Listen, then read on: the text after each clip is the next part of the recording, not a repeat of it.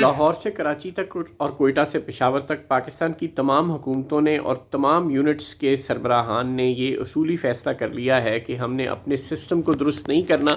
چاہے اس کی ہمیں کوئی بھی قیمت چکانی پڑے۔ ہم عارضی میز لے کر اپنے مسائل سے نکلنے کی کوشش تو بہرحال ضرور کرتے ہیں، لیکن یہ نہیں جاننے کی کوشش کرتے کہ یہ مسائل پیدا کیوں ہو رہے ہیں اور انہیں حل کرنے کے لیے کیا کرنا ہے۔ جب سندھ ہائی کورٹ نے یہ کہا کہ کنٹونمنٹ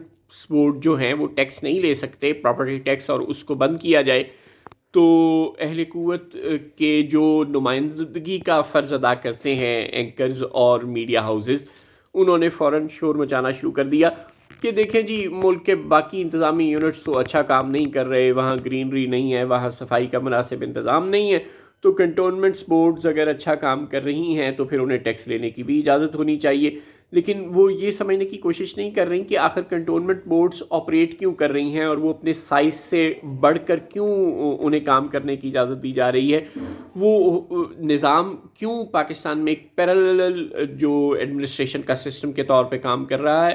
جب صوبائی حکومتوں اور وفاقی حکومتوں کو ہی اصولی طور پر انتظام چلانا چاہیے شہری علاقوں کا، تو پھر شہری علاقوں میں بھلے وہ لاہور ہو، کراچی ہو یا پاکستان کا کوئی بھی اور شہر ہو، اس میں کنٹونمنٹ بورڈز کا ایریا جو عسکری انسٹالیشنز ہیں ان سے بڑھ کر سویلینز کی آبادیوں کی کثرت پر کیوں مشتمل ہوتا چلا جا رہا ہے، اور ان کے رقبے میں دن بدن اضافہ کیوں ہوتا چلا جا رہا ہے، اور ان کا ایک پیرالل ایڈمنسٹریشن کے طور پر موجود ہونا ہی ظاہر ہے غلط ہے۔ جو کام صوبائی حکومتوں کے کرنے کے ہیں یا وفاقی حکومت کے کرنے کے ہیں، ان کے لیے آپ شہری علاقوں میں، بڑے شہروں کے علاقے ہوں یا چھوٹے شہروں کے علاقے، ان میں کنٹونمنٹ بورڈز قائم کر دیں اور پھر انہیں غیر ضروری اجازتیں فراہم کر دیں، اور وہ بھی بغیر کسی آڈٹ کے، قطع نظر اس بات کے کہ وہ اچھا انتظام چلاتے ہیں اس علاقے کا یا نہیں چلاتے، لیکن آپ نے اپنے ملک کا سسٹم تو درست کرنا ہے۔ جیسے پورے ملک کے لیے ایک سسٹم ہونا چاہیے یا ہے مبینہ طور پر، ویسے ہی کنٹونمنٹ بورڈز کے لیے بھی وہی نظام ہونا چاہیے۔ تو ان کو کسی خاص رعایت آخر کیوں دی جائے؟ جب باقی علاقوں کا جو ٹیکس ہے وہ صوبائی حکومتیں وصول کرتی ہیں، تو کچھ مخصوص پاکٹس کنٹونمنٹ بورڈز کے حوالے کر کے اور انہیں ٹیکس وصول کرنے کی اجازت کیوں دی جائے؟ اب اگر صوبائی حکومتیں اچھا انتظام نہیں چلا رہی، یا وہ گندگی نہیں اٹھا رہی اپنے علاقوں سے، یا وہ درخت نہیں لگا رہی، تو ہمیں ان حکومتوں کو درست کرنا ہے، ان حکومتوں کو سمجھانا ہے، ان کو پریشرائز کرنا ہے، اور ایسی پارٹیوں کو ووٹ نہیں دینا جو عوام کو ڈیلیور نہیں کرتی۔ قطع نظر اس بات کے کہ ہم کہیں کہ ٹھیک ہے جی، پھر باقی صوبے پڑا رہے، اگر کسی صوبے میں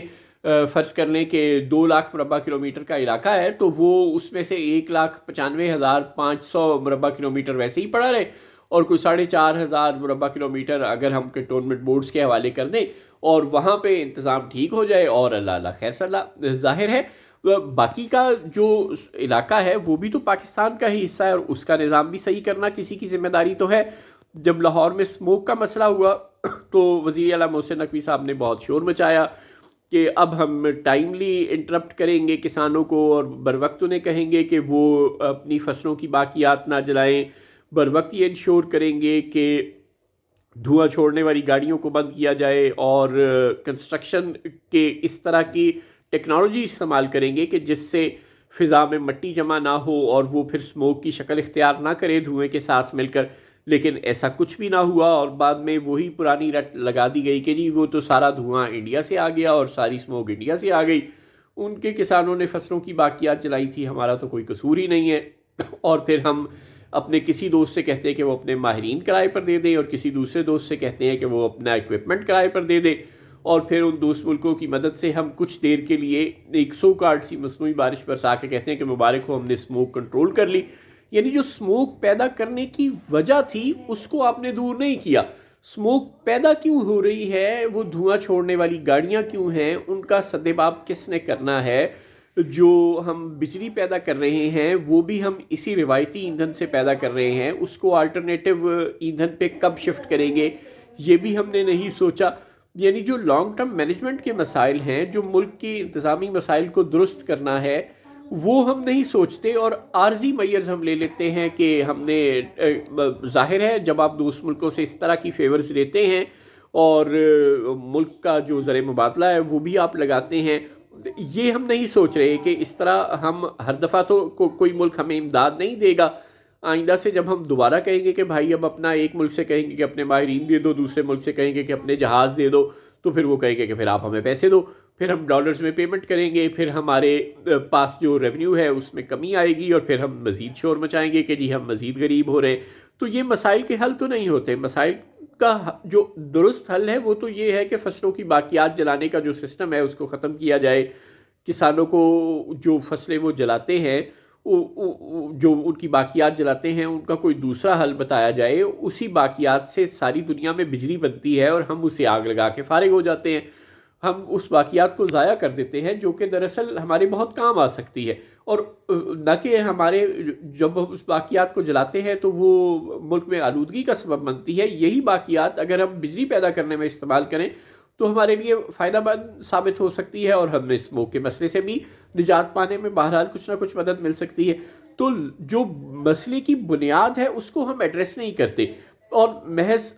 سپرفیشلی مسائل کو دیکھ کر اور سطحی طور پر مسائل کو حل کرنے کی کوشش کرتے ہیں. تربت میں لانگ مارچ جو ہے وہ بالاچ کی مبینہ یا جعلی پولیس مقابلے میں شہادت کے بعد سے ہم نے دیکھا